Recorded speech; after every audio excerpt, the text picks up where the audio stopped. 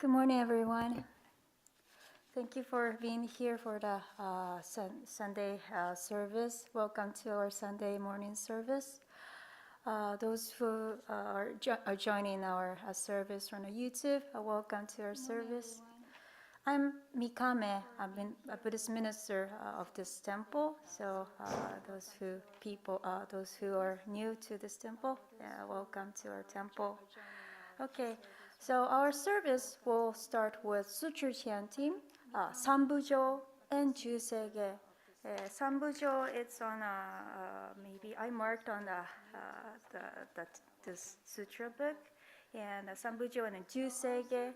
So if you wouldn't mind, please join us to read the Sambujo and Juseige. So while the service, there are some like Buddhist manners. So I'll explain how to do that. So we do the Gassho. So place your hand together at heart center. This is called Gassho, to pay respect to Buddha, and then bowing. So those are these two manners are important manners in Buddhism. So if you wouldn't mind, please join us to do the Gassho and bow to pay respect Buddha. Okay, so now we'll start the sutra chanting Sambujo and Juseige. Thank you.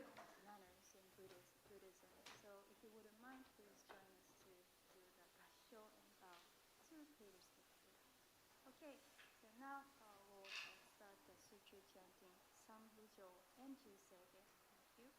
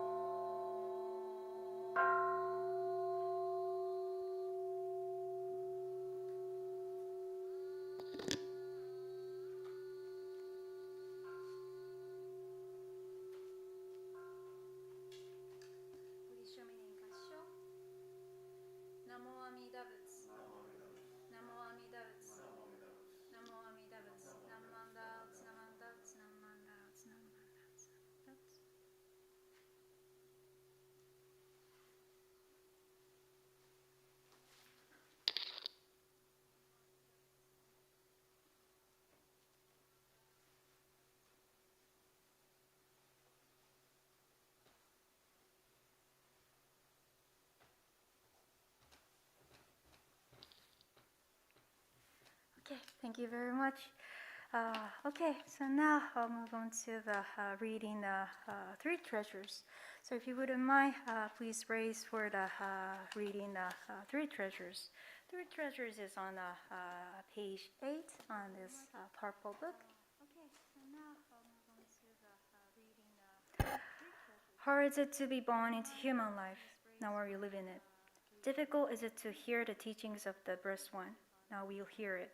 If you do not realize the truth in this life, when will it be realized?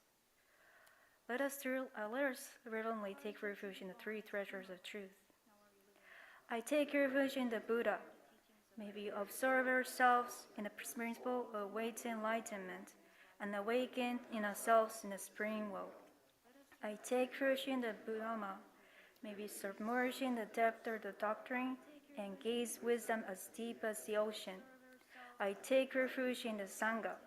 May we live in harmony in the great assembly as disciples of Buddha and be free from all hindrances, become units of the true accord in a life and harmony, in a spirit of universal oneness, free from the bondage of selfishness.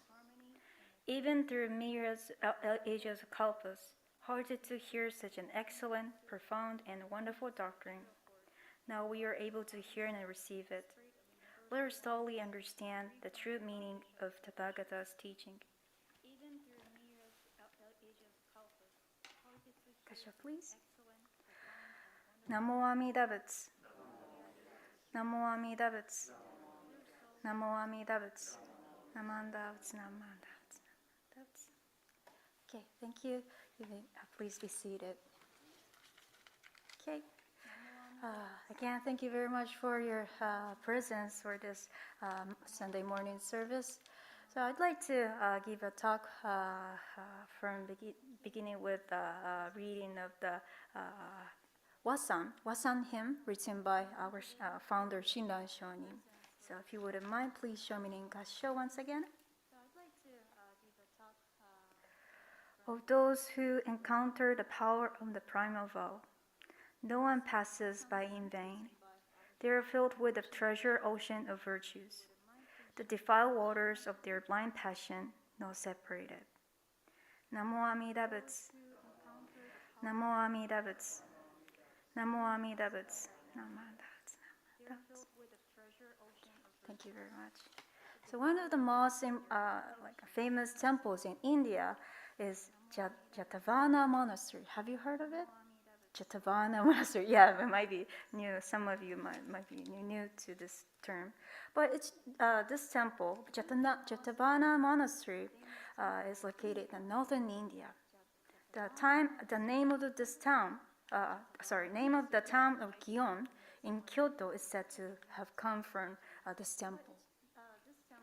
Shakyamuni Buddha preached many different stories in this monastery that were composed as Buddhist sutras.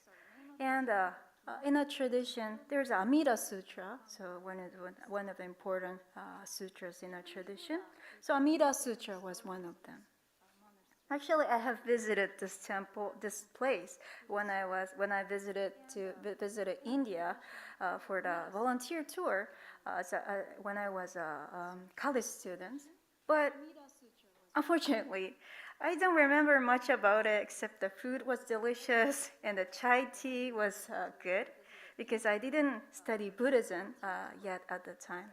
So I should have listened to the people's talk more at the time. But I do remember this story that I heard when I visited there, which impressed me a lot. So Jetavana Monastery. So the full name of this temple is like this: Jeta Grove Monastery of Anathapindika's Garden. Kind of a long name, isn't it? It's in English translation version, but I don't know how to say it in Indian Sanskrit word. But again, Jeta Grove Monastery of Anathapindika's Garden. That's the full name of this Jetavana Monastery. Yeah. In English, you can find two people's name in this name. Two people's name in this name of the monastery. One is Jeta, and the other one is Anathapindika. So remember these two names? Okay, here's a story about how this monastery was built and why this is such a long name here today. So this monastery was built by Sudatta, a wealthy chief minister of the ancient Indian state of Kosala. It's in western India. So he became widely known by the nickname Anathapindika. So Anathapindika is his nickname, right? So literally meaning the one who gives alms to the unprotected. So due to his reputation of living to give to those in need. So he fed those who had no families and were lonely. And his family was extremely rich. But he was not most interested in helping people suffering from hunger and loneliness than spending it on himself. He took care of a girl named Saya in his house, who was orphaned after the death of her parents in his mansion. At first, Saya looked so depressed and closed up from the loss of parents. But meanwhile, he noticed that she gradually changed. One day, Chief Anathapindika was strolling around the garden after dinner, and Saya came in with a large tub for the dishwashing. As he looked at her, she began to pour water from the tub onto the grass while talking to the plants and insects like this. "Hello there, here's your water. Enjoy it." So she began to water from the tub onto the grass and talking to the plants and trees, right? So he was wondering what she was doing, and he asked Saya the reason for her act. And she said she was given the water that she used to wash the bowl to the grass and insect. She continues by saying, "Shakyamuni Buddha told me that we should try to do anything good every day, even if it's small, and not do anything bad. Among the good things, I learned the most important thing is dana, donation. We should give money or goods to help the poor or those in need. It also means to make an effort to spread the teaching of Buddha to as many people as possible. But I have nothing, so I washed the rice bowl well and gave the water to the grass and insect." So Chief Anathapindika was so impressed a lot by her act and Shakyamuni Buddha's teachings indirectly. So not only this event, so seeing the side of the orphan Saya changing day by day, the Chief Anathapindika was eager to hear the Buddha's sermon, because he had just realized that no matter how much money he had and how much he tried to help by giving up the materials, there were limits to the activities he was doing. So in the midst of all this, he came across the chance to go to listen to the Shakyamuni Buddha's talk. And after hearing Buddha's talk, he was so impressed by the talk, and he came to realize that it is certainly important to have food and money to live, but we human beings cannot live on these things alone. If our hearts are not secure, we cannot live. We cannot find a place where we truly feel at home. He wished to build a place of spiritual comfort where people could feel secure in the teaching of Buddha. Then Anathapindika found a perfect place that had all that conditions. It was the wooden area owned by the Prince Gatha. Here comes the Gatha, another person's name, right? The stream was clear and the chirping of the bird was pleasant. So Anatapindika asked the Prince Jeta to give him this land. But Prince Jeta refused, saying, "No, I will never give it to you. Get away." But still, Anatapindika didn't give up. He went again and again to ask for the land. And then Anatapindika was so eager that the Jeta was fed up with the situation. Jeta thought if he gave absolutely possible conditions of obtaining the land, Anatapindika. So Jeta said, "Then please lay gold coins on the land. I will give it to you for the amount of money." It would be a tremendous amount of money if he did. However, Chief Anatapindika's reaction was surprising.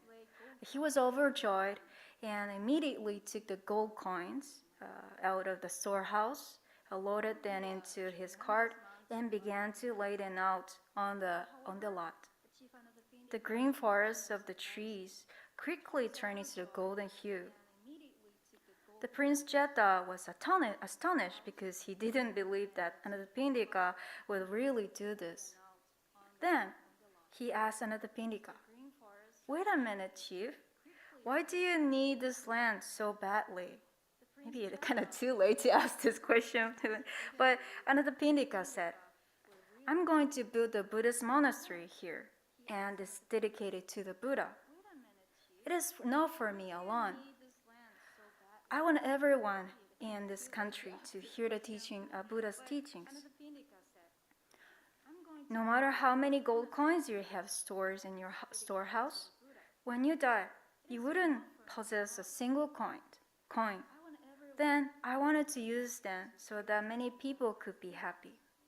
That was what Anatapindika said. Jeta's heart was greatly moved by his words. "Oh, how great you are! Please do not lay down any more gold coins. I'll give you the land, and let me help you build it. I'll donate all the standing trees on this land as materials for the construction." Thus began the construction of the monastery. At this point, Chief Anatapindika thought to himself, "I can build it with my own financial resources, but it would be better to get more people to participate. The Buddha told us that offering money is a noble good deed, and that the heart of donor is more important than the amount of money." Immediately, the following sign was put up in the town. "We're going to build the Buddhist temple to listen to Buddha's sermons. Anyone who wishes to participate in this great project, no matter how small, is welcome. We will accept the offerings." And this took the people by surprise. They had thought the only rich people could do the good deeds such as offering and donation. So the joy of, "Oh, I can participate too," spread throughout the town. Some people offered expensive jewelry, others brought their own woven clothes, and still others offered their own money. The quantity and the quality varied, but there was no difference in the preciousness of their hearts. Thus, the vast temple was completed. Then afterward, Shakyamuni Buddha named the monastery as Jeta Grove Monastery of Anatapindika's Garden. So in such a long name, because it was built not only by Anatapindika's own will and the finances, but also the land offered by the Jeta. And more than that, many people's offerings and their hearts are also included.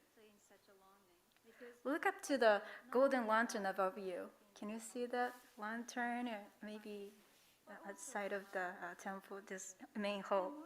So it might be hard to see from your place, but you can see the Chinese character written in carved in a lantern. Can you see that? Yeah. What are they? They are all names who donated this item to this temple. Not only the lanterns, almost all of the Buddhist items and tools in this main hall are donated by the people who wish to share the Buddhist teachings with more and more people at this main hall. You can even find their names or donors printed somewhere on each item. So when you come up for the Oshoko, you can check in any items. Maybe you can find the names in a maybe Japanese name, Chinese character. So just as when Anathapindika built a temple with everyone else, each tool and donation in this temple is filled with their hopes and wishes. And even if it's not a monetary donation, even your offering your present here, this temple, can be a great dana for us that allowed us to share the teaching of Buddhism. So thank you for being here and as a donation. So I think that what Anathapindika did may have some overlap with today's society. He tried to put his energy into helping the people suffering in hunger and loneliness. I think that loneliness has become even more highlighted in our society. This is not only the problem from the pandemic, but it is becoming more serious for both older and younger people. So many people feel lonely because they have nowhere to vent their true feelings, even if they are among family and friends. So in terms of health, loneliness and isolation have about as many health hazards as 15 cigarettes. So many people have come to realize that it is necessary to provide the food, clothing, and a shelter for those in need in the midst of the poverty. But then, if food and clothing and shelter are provided, can we live in peace? It is one words, one fellowship with people, and we cannot live without them. I think that through the experience during the pandemic, we are gradually come to realize that the people who we think have nothing to do with us are supporting us. That we cannot live alone, and we live in the support of many people. As we listen to the teaching of Buddha, our way of being is illuminated in various ways. So the other day, I was listening to the Dharma talk on YouTube. One of the teachers made this expression. Our hearts are like small cups. Imagine your favorite small cup in your place. So the cup of our hearts is constantly being filled with the words and information from the world, and this cup continues to shake just as if they were too filled to hold. Not only our own lives, but also the pandemic, the war between Russia and Ukraine, and global warming, environmental destruction, and disaster events are happening one after another. Our cups are constantly shaking to those events. It may be that we have reached a point where individual mind cannot handle not only the values problems, but also the loss of our loved ones. What will happen to our lives, the uncertainty and loneliness of such an uncertain future. In this condition, no doubt that this mind is also shaken by the uncertain common sense and values and words accepted by this world. Our little hearts are accepting these things as best we can, and we are just very alive when the water in the cup is about to spill over. So no matter what happens now, our hearts are always ready to spill. In this world of uncertainty, the water in the cup of our hearts is constantly shaking. But the Buddha's confession is holding our lives and each indescribable heart thoughts overflowing from our hearts here and now. Here's a story of our eighth religious leader, Renyo, who lived more than 500 years ago in Japan. One time, his student explained to Renyo that his mind is like pouring water in a basket, which slowly pours out. When he hears the talks, they were deeply moving, and he is grateful. However, as soon as he leaves the Hondo main hall, he reverts to his old mind. What should he do about this? How does one make the mind a basket where the water will remain? And Renyo replied to him like this: throw the basket into the water. Keep your body soaked into the water of the Dharma. And he explains that forgetting the Dhamma message and everything and one has learned through the talk is quite natural. He says to keep one's mind soaked in the water of the Dhamma. Or, in other words, to keep listening. Keep coming to temple and keep one's ears and hearts open to the Nembutsu calling. There is nothing else for one to do. Maybe our minds that cannot accept the world's information, words, and our own feeling is like a basket with a hole in it. What should we do with the feelings that keep overflowing? Buddhist teachings are not about taking in knowledge or becoming study smart. If so, it would cause you overflow again. That is why Renyo recommends us to place our minds in the world of Buddha and relax. Then wisdom and compassion of Buddha will flow into this body, and the overflowing thoughts will not bother you.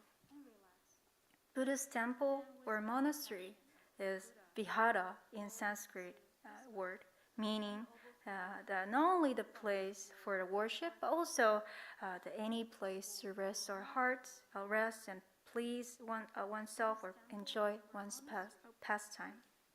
This is a place where we can rest our hearts, and a place where our hearts can free from any hindrances and our narrow perspectives that binds ourselves, because each and every one's life is equally respected in Buddha's wisdom and compassion. So the compassion of Buddha is equally directed to all lives and guiding us, whose hearts are shaken by uncertainty, to realize the truth of the preciousness of true life. In this world overflowing with words and information, the Buddha, as Namu Amida Butsu we chant, which we hear, opens our heart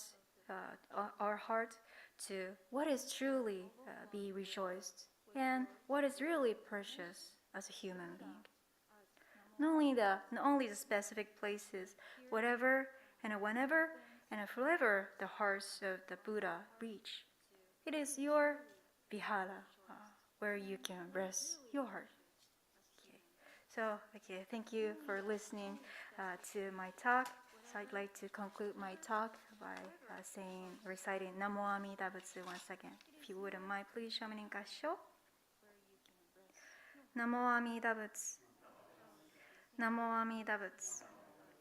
Namu Amida Butsu. Namu Amida Butsu. Okay, thank you very much for your kind attention. Okay, here So we'd like to sing a Gatha. So Namu Amida Butsu, which is on page 174. So if you don't mind, please raise for singing Gatha Namu Amida Butsu.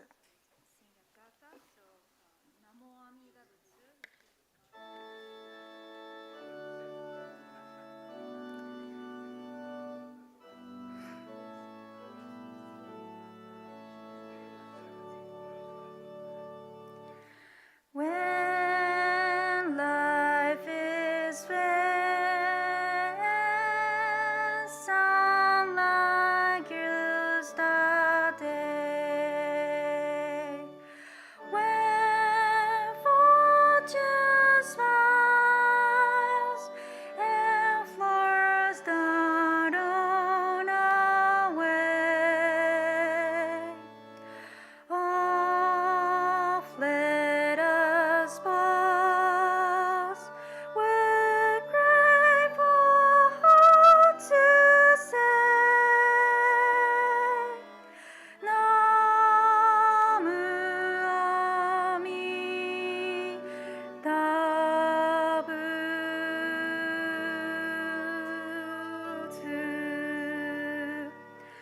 And on our way leads neither darkened sky, and to our love once been ended through night.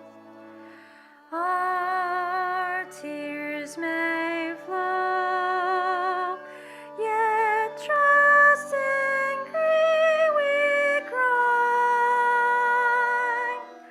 Namu Amida Butsu. So please join me in Gassho.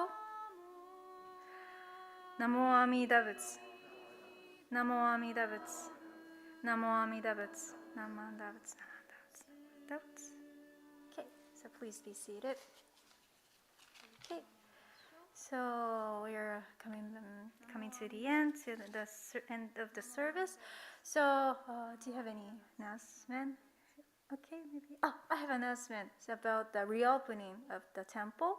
So we are going to reopen the temple fully in September. So in September, you don't need the register online in advance before you come to the temple. So in September, if you can walk into the temple and attend the service anytime. So and anyone is welcome. So we are so excited to reopen our temple fully in September. So okay, please join us the service with your friends and family once again in September if it's fully reopened. Okay, and another one is that we are having the next week we have the Japanese language service at August 14th at 11 o'clock at this temple. So for this Japanese service, so if you want to join the Japanese service, you need the registration and the online registration beforehand. So for the registration, please visit our website or call the office. Maybe we can assist the registration. Yes, yeah, maybe easily. Okay. So, we'd like to close this service. I hope you have a wonderful Sunday with your important people. Okay. So, please show me in Gassho once again. Namu Amida Butsu. Namu Amida Butsu. Namu Amida Butsu. Namu Amida Butsu. Namu Amida Butsu. Thank you very much. Okay, so if you wouldn't mind, please come up for the Oshoko incense burning.